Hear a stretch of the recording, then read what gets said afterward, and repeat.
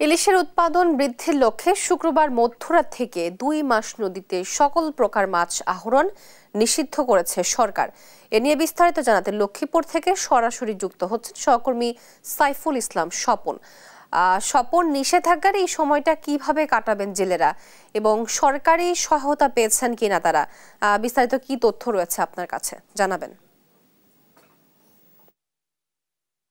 তোহা, আপনি যেমনটি বলছেন যে মার্চ এপ্রিল 2 মাস লক্ষ্মীপুরের মেঘনা নদীতে মাছ ধরা বন্ধ রয়েছে। এই মেঘনা নদী হচ্ছে লক্ষ্মীপুরের রায়পুর উপজেলা থেকে শুরু করে কমলনগর হয়ে প্রায় 60 কিলোমিটার এলাকায় মাছ ধরা এই সময় বন্ধ থাকবে। আর আমি যদি আপনাকে একটু বলে রাখি যে লক্ষ্মীপুরের জেলা মৎস্য কর্মকর্তা বিল্লাল হোসেন যেটি আমাদেরকে জানিয়েছেন যে আসলে এই লক্ষ্মীপুরে যে প্রায় 40,000 জেলে রয়েছে। এই জেলের মধ্যে প্রায় 28,000 জেলেদের মধ্যে বিজিএফ কার্ডের মাধ্যমে প্রতি মাসে 80 কেজি করে চাল বিতরণ করা হবে এবং টোটালি 2 মাসে তাদেরকে 160 কেজি করে চাল দেওয়া হবে 80 জন জেলের মধ্যে। তো এর মধ্যে যে আসলে গত 20 থেকে 25 বছর যে একটা অভিযোগ রয়েছে যে বিভিন্ন জেলের কার্ড পেয়েছেন কৃষক, শ্রমিক, রিক্সাওয়ালা।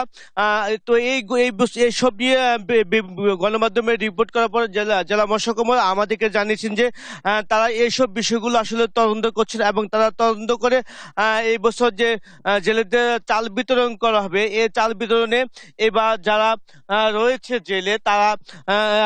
তারাই প্রকৃত জেলেরে তারা চাল পাবে। যারা কৃষক, শ্রমিক, রিক্সাওয়ালা রয়েছে তারা চাল পাবে না। এবং আরেকটু আমি আপনাকে বলে রাখি যে জেলা মৎস্য কর্মকর্তা আমাদেরকে যেটি জানিয়েছেন যে লক্ষ্মীপুরে 4টি উপজেলাতে মৎস্য বিভাগ থেকে তারা প্রচারণা চালিয়েছেন এবং লক্ষ্মীপুরের যে জেলা প্রশাসনের উদ্যোগে মিটিং করা হয়েছে ওই মিটিংয়ে প্রত্যেকটি উপজেলায় একজন করে নির্বাহী ম্যাজিস্ট্রেট দেওয়া হয়েছে। তাদের নেতৃত্বে এই মেঘনা নদীতে এই 2 মাস যেন জেলেরা মাছ ধরতে না পারে তার জন্য অভিযান পরিচালনা করা হবে। এ ছিল লক্ষ্মীপুর থেকে মাছ না ধরা প্রসঙ্গে সর্বশেষ খবর। আপনাকে ধন্যবাদ। লক্ষ্মীপুর থেকে ইলিশের উৎপাদনের বিস্তারিত খবরাখবর জানাচ্ছিলেন আমাদের সহকর্মী।